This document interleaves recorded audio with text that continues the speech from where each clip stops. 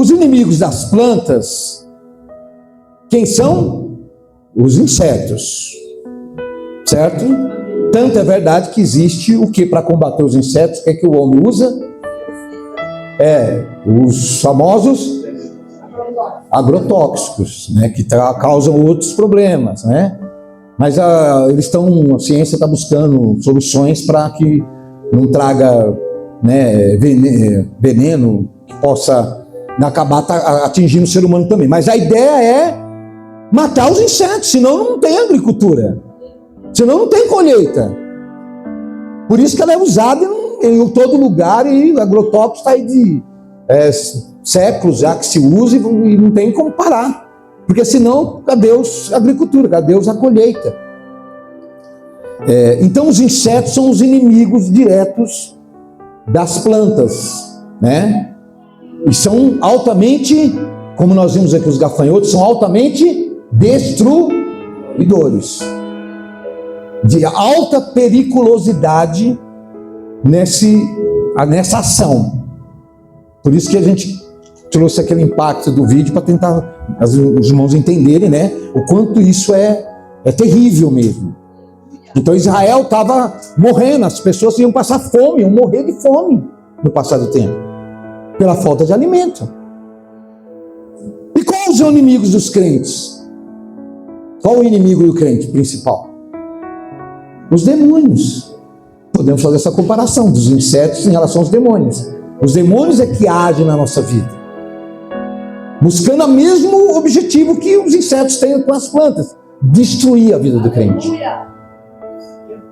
deixar devastada a vida do crente. Bem, vocês viram 3 exemplos aqui hoje, não viram?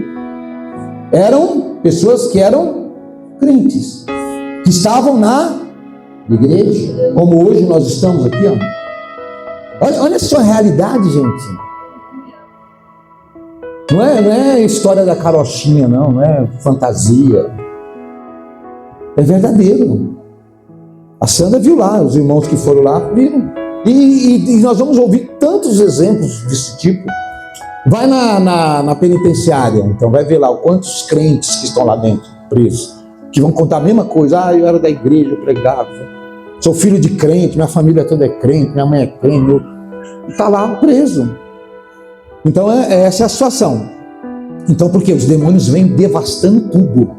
Se dermos lugar para eles, vai acabando com tudo na nossa vida, né? Eles querem atacar a nossa vida espiritual.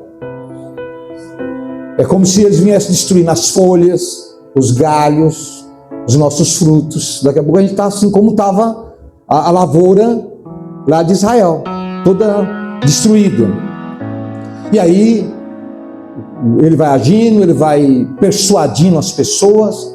O nosso irmão Jonas nos alertou aqui de que quando está tudo bem é quando a gente está mais em risco. Viu? Por incrível que pareça, não pense você, quando a gente está bem, está tudo dando certo, agora que eu sou crente mesmo. Muito pelo contrário. Você vai diminuir a oração, vai diminuir a dependência de Deus, porque você está bem. A preocupação seria natural quando você está mal, né? Está dando errado as coisas, é natural eu preciso buscar Deus, eu tenho que orar, eu tenho que... Né? É natural. E quando você está bem, é natural também você esquecer, não ter aquela preocupação. Não é que você acha que não deva mais buscar Deus, você até fala, não, eu preciso buscar Deus, mas não busca, porque está dando tudo certo, não tem o que preocupar. Então isso é um mal do ser humano. Então é onde o inimigo começa a trabalhar, ele começa a trazer coisas, né? Envolver a gente com o mundo, principalmente. Viu, gente? O ponto de partida para tirar uma pessoa da presença de Deus, a estratégia demoníaca, é nos envolver com o mundo, é nos contaminar. Os insetos eram fatores externos, não eram? Fatores externos que vinham destruir a lavoura. A mesma coisa, na vida do crente, o que destrói, começa a levar ele a entrar em decadência? O mundo.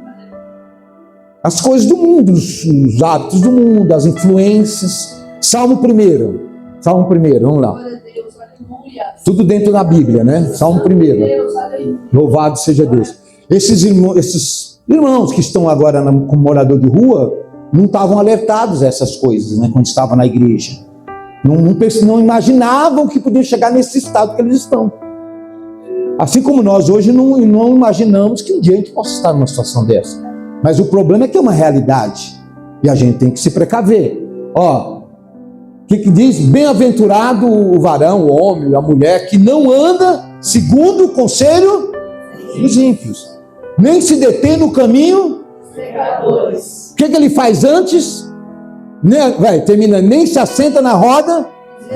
O interessante da roda dos escarnecedores, sabe o que é? Que a gente tem a mania de achar, não, eu estou lá no meio dos meus amigos, das pessoas do mundo, só que eu não estou fazendo nada de errado. Eu só estou lá sentado junto com eles, ouvindo eles falar os absurdos, os comentários e aquela coisa. A gente acha que isso não vai atingir a gente. Porque a gente está quieto, eu estou calado, lá não falo palavrão, eu não falo nada, só fica ali. É até difícil você não dar uma risadinha, né, das brincadeiras, né? Os caras vão o pessoal lá vai criticar você. Pô, você não sorri, você tá cara fechado, o que foi? Você não vai conseguir. Então a roda dos escarnecedores, tá vendo? Não precisa estar praticando. No início ninguém pratica, mas quando for ver lá na frente já está fazendo a mesma coisa. Se conviver, pode ter certeza que você não escapa.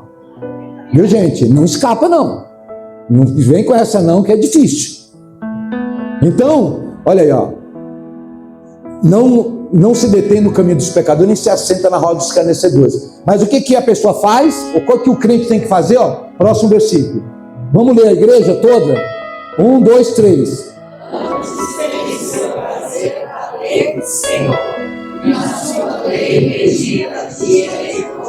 Amém? Tá vendo?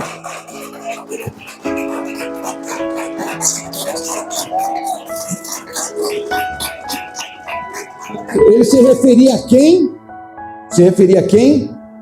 A pessoa, o quê? Bem-aventurada. O que é uma pessoa bem-aventurada? Uma pessoa abençoada, próspera. Uma pessoa, no mundo falaria sortudo, né? Dá tudo certo na vida dessa pessoa. É incrível. Tudo que ele faz dá certo, ele prospera, ele segue em frente, nada retém ele é um... Sabe? Então, essa é a pessoa bem-aventurada. Então, por que essa pessoa é bem-aventurada? Porque ele não faz aquelas coisas, mas faz a última coisa. Antes de fazer qualquer coisa desse tipo, ele medita na lei do Senhor, né? De dia e de noite. Não é só pela manhã, não é só à tarde, não é só à noite, é de dia e de noite. Para mostrar que é constante esse envolvimento com Deus e com a sua palavra. Porque é a palavra de Deus que não permite que a gente se corrompa. Então nós temos que estar constantemente focado, ligado na palavra de Deus, né? Conectado sempre. Então, o que acontece a partir do momento que a gente começa a entrar em queda espiritual? A gente vai desanimando, para de orar, né? Para de estar envolvido com as coisas de Deus, começa a se envolver com as pessoas de fora, com as coisas de fora, e a gente vai, sem perceber direito, a gente vai decaindo. Aí chega um momento que até para ir para a igreja começa a ficar difícil.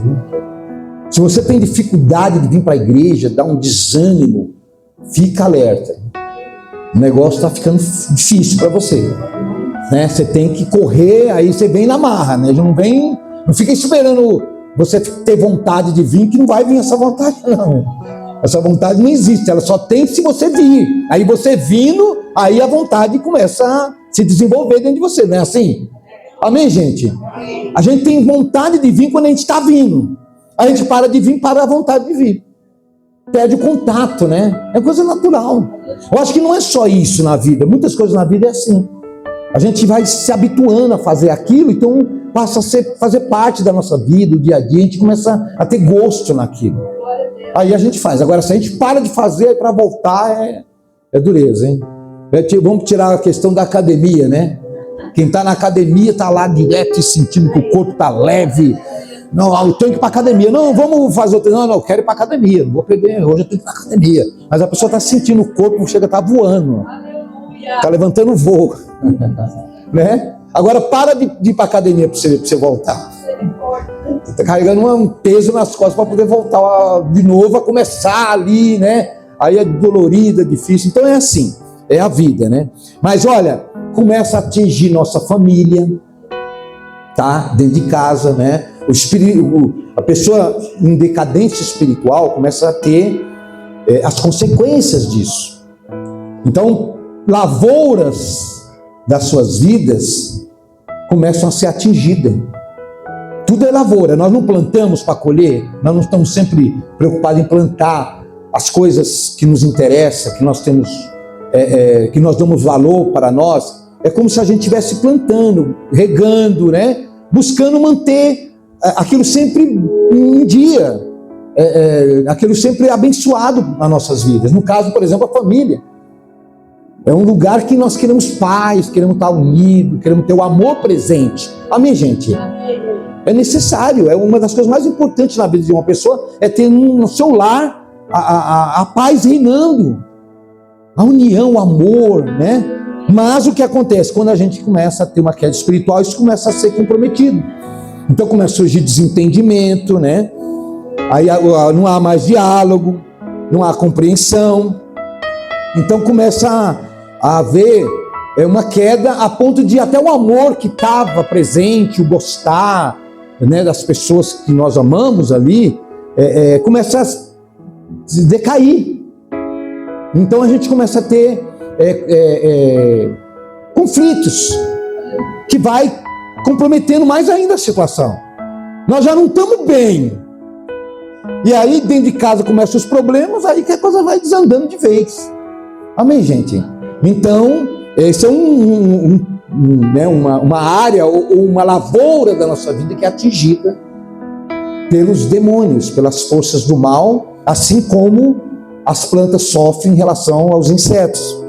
As nossas finanças também é outra área, é outra lavoura também que, se começa a ir mal, trazem muitos problemas, seríssimos problemas, inclusive de convivência. Quando começa a faltar o alimento, não se consegue pagar mais as contas, não dá desespero? Dá desespero na maioria das pessoas. A gente não fica mais bem. Não dorme direito, amanhã tem que pagar tal coisa, não estou conseguindo, não tenho onde tirar dinheiro, onde eu vou conseguir. Então, as finanças da gente também são atingidas, porque nós podemos estar num processo como esse. Aí, se a coisa está ruim na área financeira, então começa a haver gastos desnecessários, a gente começa a ficar endividado e tem que pagar juros, multas, aí a dívida vai se multiplicando cada vez mais. E a gente vai tentando pagar, sanar, mas já aumentou, de repente de um mês para o outro já dobrou. Então, as coisas vão acontecendo. Por quê? Porque entra essa ação maligna contra nós, mediante a oportunidade que foi dada a eles, né, ao mal. A falta de espiritualidade, a falta de estarmos mais na presença de Deus. O Senhor fala na sua palavra quanto à questão do dízimo, né? Trazei, Malaquias 3, 10, 11, trazei todos os dízimos à casa do tesouro, para que haja mantimento na minha casa. E depois, fazei prova de mim, diz o Senhor, se eu não vos abrir as janelas do céu, e não vos derramar uma bênção tão grande, que dela vos advenha maior abastança, abundância. Deus se compromete em abençoar materialmente, financeiramente, a vida da pessoa que é dizimista. É um compromisso que Deus tem com essa pessoa. Está lá, está escrito lá, ó. Então Ele vai nos proteger da devoração do inimigo. Como? No próximo versículo, que diz o quê? Além dele abençoar, ele fala aqui, ó, e por causa de vós repreenderei o devorador. É como o gafanhoto, né? Que ia lá e destruía tudo. Para que não vos consuma o fruto da terra. Está vendo como já faz uma metáfora, a relação com a agricultura, com a lavoura? Mesma coisa, ó. E a vida do campo não vos seja estéril, diz o Senhor dos Exércitos. Então para eles era isso. Qual era o devorador? Os gafanhotos, os insetos. Ali a promessa era para eles, para a época, repreendeu os insetos também, que estavam destruindo a parte financeira deles. E nas nossas vidas a mesma coisa, gente. E tudo isso aqui, esse texto é baseado no quê? No 10, versículo 10. Que diz o quê? Ó, eu não vou nem ler mais, senão o pastor está insistindo demais. Então, vamos lá, 1, 2, 3. Trazei todos os dias à casa do tesouro, para que na minha casa, e depois fazei obra de mim, diz o Senhor dos Exércitos. Se eu não vou abrir as janelas do céu, e não derramar sobre vós uma bênção tal, e dela venha a maior. Amém, gente? Está condicionado ou não está condicionado ao dízimo? Ou eu não estou sabendo interpretar gramaticamente? Está ou não está condicionado ao dízimo? Está condicionado ao dízimo. A promessa está condicionada ao dízimo. Não tem jeito. Não podemos cortar essa primeira parte aqui, ó. Não podemos. Faz parte. Trazei, e aí sim Deus tem esse compromisso, essa promessa na sua vida. Então, tudo isso começa a poder ficar comprometido quando a gente está num processo de queda espiritual, né? E tem outras áreas, saúde e tantas outras coisas mais, mas fica esses dois como exemplo. Agora, qual seria a solução para uma situação como essa? Né? Qual foi a solução para Israel mudar aquele quadro de estar naquela situação desesperadora que se encontrava? Nós vamos lá no texto e vamos ver o que Deus propunha para eles. Porque Deus mostra a situação, né? Alerta para os atos de que desagradam a Ele. Deus está sempre falando conosco, Ele nunca deixa de falar: olha, meu servo, minha serva, se conserta, se corrige, cuidado com isso, cuidado com aquilo, procure estar na minha presença. Então, Deus está sempre falando conosco, nos fazendo promessas. Como Ele falou aqui, né? Olha, o exemplo que estava aqui, não precisa nem colocar. Faltava, o que faltava? Para Deus ter falado aquilo, trazei todos os dias na casa do tesouro, é porque eles estavam trazendo? Hein, gente, por favor, vocês entenderam? Eles estavam trazendo? Para que Deus ia falar isso? Uma acusação injusta? Se estava todos eles trazendo, para que Deus ia falar, trazei os dízimos? Não estavam trazendo. Então, Deus estava mostrando o porquê que eles estavam sofrendo. E aqui também da mesma forma. E porque o povo, sim, havia pecado anteriormente a essa situação, havia o povo pecado contra Deus.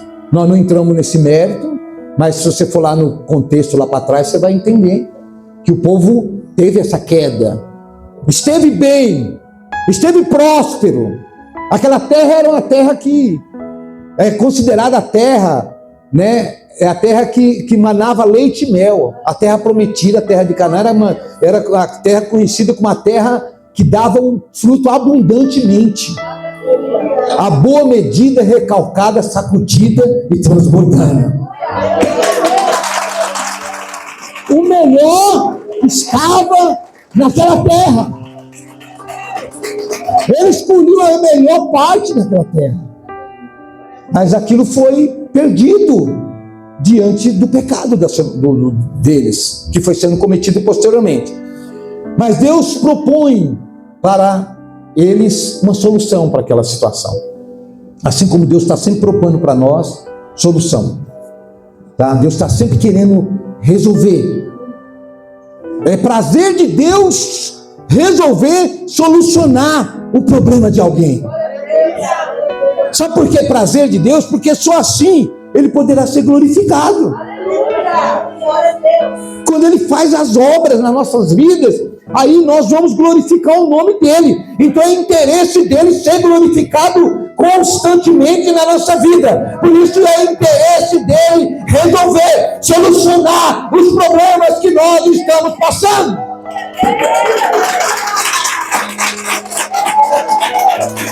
É interesse de Deus voltar a trazer alegria à sua vida. Os tempos bons. A boa colheita. Deus quer trazer na sua vida. E só basta você fazer pouca coisa, viu? E foi dito aqui nessa noite já 2 vezes. Acho que pelo louvor, pelo Jonas, foi falado aqui. O que eles precisaram fazer? Vamos lá em Joel capítulo 1, versículo 14. Depois de Deus ter mostrado todo o cenário, né? Aliás, eles sabiam o cenário, mas Deus ter mencionado aquela situação, Deus fala assim: olha, o que vocês devem fazer agora? Ó, santificai um jejum, apregoai o dia de proibição, congregai os anciãos e todos os moradores dessa terra na casa do Senhor vosso Deus e clamai ao Senhor. Aplauda mesmo.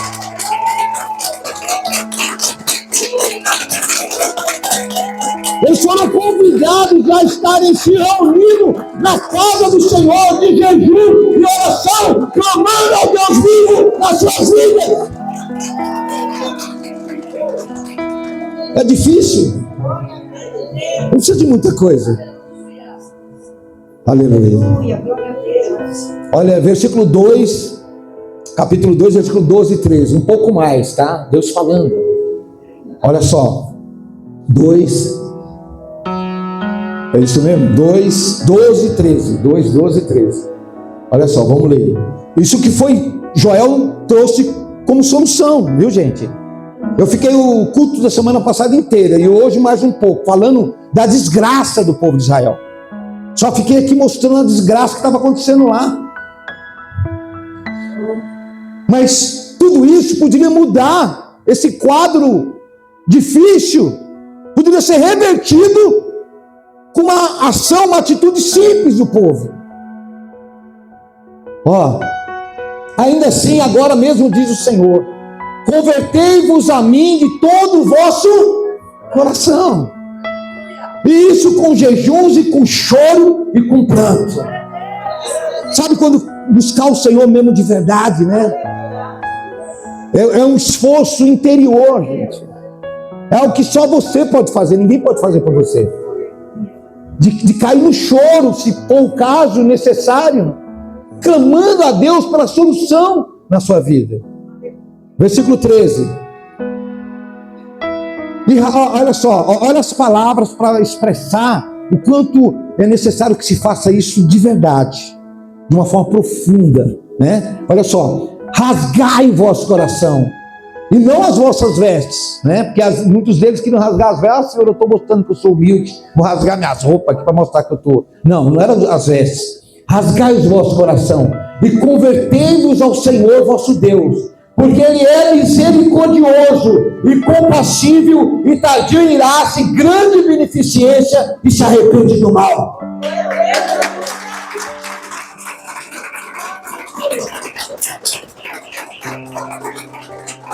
Então Deus pode mudar a qualquer momento a história, a situação, porque Ele é misericordioso, Ele é bom. Basta que a gente tenha uma atitude, né?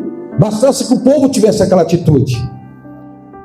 Jeremias 29, 13, só para complementar essa questão, Jeremias 29, 13 diz assim, ó: louvado seja Deus. Jeremias 29, 13, depois 33, 3. Achou? Vamos lá. Já achou um 13? Ó, vamos lá. 1, 2, 3.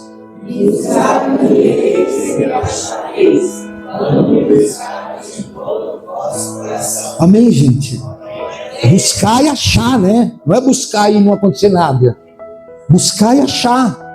E ter resposta. E ter solução na sua vida, né? Então é assim. 33, 3, também conhecido. O que diz? Olha só. Glória a Deus.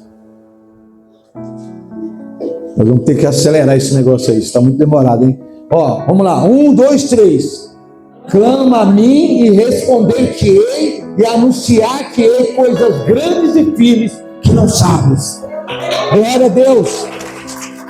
Deus quer mostrar coisas grandes, firmes, que nós nem conhecemos, mas que são bênçãos que Ele tem para nós. Mas nós temos que clamar de verdade ao Senhor, né? Se entregar de coração, se dedicar mesmo nesse sentido. E assim, irmãos, o povo teve a resposta de Deus, quando eles se reuniram lá no templo e fizeram dessa forma. Choraram ali na presença de Deus, todos juntos, unidos, em jejum, na oração, no clamor. Se converteram, lógico, quando se fala converter, quer dizer, mudar o que estava errado, né? Se não estava, no caso lá da época de Malaquias, se não estava sendo dado o dízimo, começaram a dar. Se aqui eles estavam na idolatria, deixaram de estar. Se aqui eles estavam em desobediência, eles passaram a obedecer. Então eles se converteram ao Senhor e buscaram o Senhor e tiveram a resposta de Deus imediata. Não precisou passar o tempo, né? Não precisou entrar em processo quase que irreversível, não. Deus já entrou com providência, agiu e mudou o quadro na vida deles quantas vezes, né? E é isso que o Senhor quer fazer. Até porque, ainda que a situação estivesse dessa forma, né, com a terra toda destruída, as plantações, as árvores, as plantas, tudo, né, não se via mais as folhas, as flores que traziam aquela aparência, aquela beleza que a planta tinha, né? Às vezes o crente também, quando está bem, ele é belo, né? É belo, ele tem assim um ar agradável, sabe? Que chama atenção. Quando a gente está bem, a gente chama atenção mesmo. Não por interesses, né, outros, mas das pessoas falam, puxa, a pessoa está tão bem, né? O semblante dela é outro. Ela transmite uma paz. A gente vê até que nem tudo está bem na vida dela, mas ela está tranquila. Ela alegra o ambiente, sabe? Ela purifica o ambiente, né? Igual a fotossíntese. O processo da fotossíntese faz com que o gás carbônico seja absorvido e seja liberado o oxigênio. O principal gás para a nossa respiração, para que a gente possa ter vida. Então o crente bem, ele é saudável onde ele for. Amém, gente? Mas se ele não estiver, é um pouco diferente as coisas, né? E nós sabemos disso. Então a gente precisa estar sempre preocupado em estar bem com o Senhor. Em qualquer situação que nós estivermos passando, em qualquer luta, problema, buscar o Senhor. Não ficar reclamando, sabe? Murmurando, sabe? Falando com as pessoas. É como se a gente estivesse divulgando a desgraça, né? Igual o pregador falou aqui, o anunciador de calamidades, sei lá. Não, nós temos que muitas vezes ficar quietos e buscar ao Senhor. Cada um de nós temos esse poder dentro de nós para fazer isso. É que a gente acaba fazendo outras coisas, a gente não quer se isolar para buscar o Senhor. E lógico, né? Para onde eles foram buscar o Senhor? Hein? Em que lugar eles foram convidados a buscar o Senhor? Vocês não viram, não perceberam? Não teve um lugar? Hein, gente? Meu Deus do céu, ninguém percebeu? Aonde foi eles convidados a estarem, fisicamente falando, presente? Então volta lá, vamos ver, mas vamos provar isso aí. Joel 1,14. Eles foram convidados a buscar o Senhor, mas aonde? Vamos ver? Ó, na casa do Senhor, gente. Olha lá, ó. Apregoai um dia de proibição, congregai os anciãos e todos os moradores dessa terra na casa do Senhor, vosso Deus, e clamai ao Senhor. É aqui mesmo, o lugar é esse. Você está no lugar certo. O lugar você já achou, já encontrou. Basta agora você clamar ao Senhor, que as bênçãos do Senhor vai cair sobre a sua vida. E nós temos uma canção que foi justamente inspirada, né, nessa passagem e no momento da qual eles foram abençoados. Justamente no momento que eles foram abençoados nessa situação toda, tudo começou a mudar lá no livro de Joel. E eu nem vou ler, porque vocês vão ver, as palavras são as mesmas que estão nessa canção, tá? E nós vamos cantar agora, né?